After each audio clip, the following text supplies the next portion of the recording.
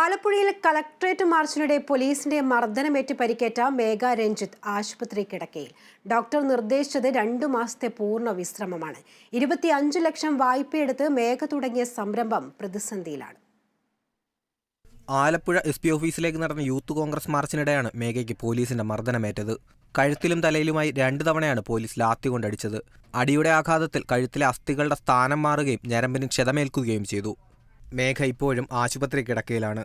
10 മാസങ്ങൾക്ക് മുൻപ് 25 ലക്ഷം രൂപ ലോൺ എടുത്തു തുടങ്ങിയ സംരംഭം പ്രതിസന്ധിയിലാണ്. കിടപ്പിലായതോടെ സംരംഭം ഇനി എങ്ങനെ മുന്നോട്ട് പോകുമെന്നറിയില്ലെന്നും മേഘ പറഞ്ഞു. പുള്ളിയുടെ ഫിനാൻഷ്യൽ ബാധ്യത വന്നപ്പോഴാണ് നമ്മൾ എൻ്റെ ഒരു സ്ഥാപനം തുടങ്ങുന്നത് തന്നെ. ഇത്രയും വലിയ ഇൻവെസ്റ്റ്മെൻറ്റ് കയറി വരും ഞാൻ. പക്ഷേ അത്രയും സമയം എടുക്കുമ്പോഴത്തേക്കുള്ള എൻ്റെ മാസമായാലും ഞാൻ 15 ലക്ഷം രൂപ ഇൻവെസ്റ്റ് ചെയ്തു. 2 മാസത്തെ പൂർണ്ണ വിശ്രമമാണ് മേഘയ്ക്ക് ഡോക്ടർമാർ നിർദ്ദേശിച്ചിട്ടുള്ളത്. യൂത്ത് കോൺഗ്രസ് ആലപ്പുഴ ജില്ലാ ജനറൽ സെക്രട്ടറിയായ മേഘ ഉൾപ്പെടെ നിരവധി പേർക്കാണ് മാർച്ചിനിടയിൽ പരിക്കേറ്റത്. Kerala vision news, Alappuzha.